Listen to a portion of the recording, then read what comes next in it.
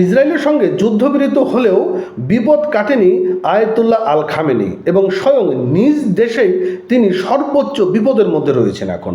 বন্ধুরা, আপনারা জানেন যে আয়াতুল্লাহ আলী খামেনি তিনি একজন ধর্মীয় সর্বোচ্চ নেতা ইরানের।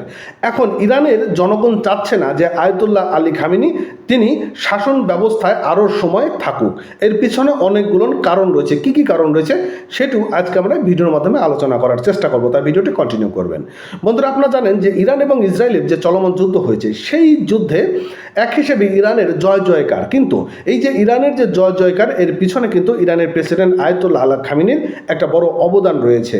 এখন বড় অবদান থাকলেও সেই দেশের জনগণ তাকে চাচ্ছে না। কেননা সেখানে যে বিভিন্ন ব্যক্তির উপর বা নারী সমাজের উপর অনেক রকম নিষেধাজ্ঞা রয়েছে। এই যে নিষেধাজ্ঞা যেটা রয়েছে সে সকল নিষেধাজ্ঞা আসলে সেই দেশের নারী সমাজ মেনে নিতে পারছে না এবং পুরুষতান্ত্রিক অনেক সমাজও এই বিষয়গুলো মেনে নিতে পারছে না। বিভিন্ন জায়গাগুলোতে রেস্ট্রিকশন রয়েছে। আপনারা জানেন যে ইরানের একজন কন্টেন্ট ক্রিয়েটর তাকেও কিন্তু সর্বোচ্চ ফাঁসিতে ঝুলানো হয়েছিল। এই যে বিভিন্ন রকম সমস্যা, এই সমস্যার কারণে এখন আয়াতুল্লাহ আল খামেনিকে আর সে দেশের জনগণ চাচ্ছে না। সে দেশের জনগণ বলছে যে এই সরকার যতদিন থাকবে ততদিন আমরা সর্বোচ্চ বিপদের মধ্যে থাকবো। তা কি বলছে আজকে কালবেলা পত্রিকায় সেটি চলুন আমরা জানার চেষ্টা করি। বন্ধুরা, ইসরায়েলের সঙ্গে যুদ্ধবিরতি হলেও আয়াতুল্লাহ আলী খামেনির বিপদ কাটেনি। এবার নিজ জাতির ক্ষোভ সামাল দিতে হবে তাকে। যদি তা সম্ভব না হয় তবে ইসরায়েলের আরও একটি লক্ষ্য অর্জিত হতে চলেছে। আর আল জাজিরার প্রতিবেদনে বলা হয়েছে যে মার্কিন প্রেসিডেন্ট ডোনাল্ড ট্রাম্পের হস্তক্ষেপে ইরান এবং ইসরায়েলের মধ্যে যুদ্ধবিরতি ঘোষণা সত্ত্বেও আয়াতুল্লাহ আলী খামেনির পতনের ব্যাপারে ব্যাপক চাপের মধ্যে রয়েছেন। দেশের অভ্যন্তরে ছাড়া মানে প্রবাসী যে সকল ইরানি রয়েছেন, যেমন মার্কিন যুক্তরাষ্ট্রে রয়েছেন, যুক্তরাষ্ট্রে রয়েছেন, এই সকল যারা রয়েছেন বসবাসরত, তারা অনেকেই চাচ্ছেন যে আয়াতুল্লাহ আল খামেনির পতন হোক।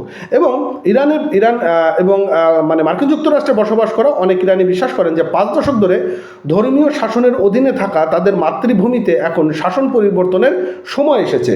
লস অ্যাঞ্জেলের একটি ইরানি পাড়ার মুদির দোকানের মালিক মোহাম্মদ গাফারি এএফপি নিউজ এজেন্সিতে বলেছেন তিনি তার আত্মীয়দের জন্য উদ্বিগ্ন হলেও তার জন্মভূমিতে বড় গণজোয়ার আশা করেন। তিনি চান এর মাধ্যমে শাসন পরিবর্তন হোক। এবং গাফারি বলেন যে ইরানের বর্তমান শাসক পারস্য জনগণের জন্য খাদ্য সরবরাহ করতে সক্ষম নয়। যদি সেখানকার মানুষ শাসন পরিবর্তন নিয়ে খুশি হয় আমিও হব। মানে বিষয়টা আপনাকে ক্লিয়ার যে সেখানকার যে খাদ্য ব্যবস্থা, অর্থাৎ ইরানে কিন্তু খাদ্য সংকট রয়েছে, ইরানে কিন্তু অভাব রয়েছে।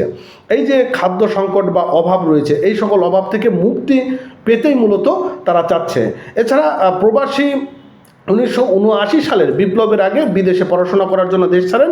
এরপর ইরানের পরবর্তী রাজনৈতিক পরিস্থিতির ফলে তিনি আর কখনো দেশে ফেরেননি।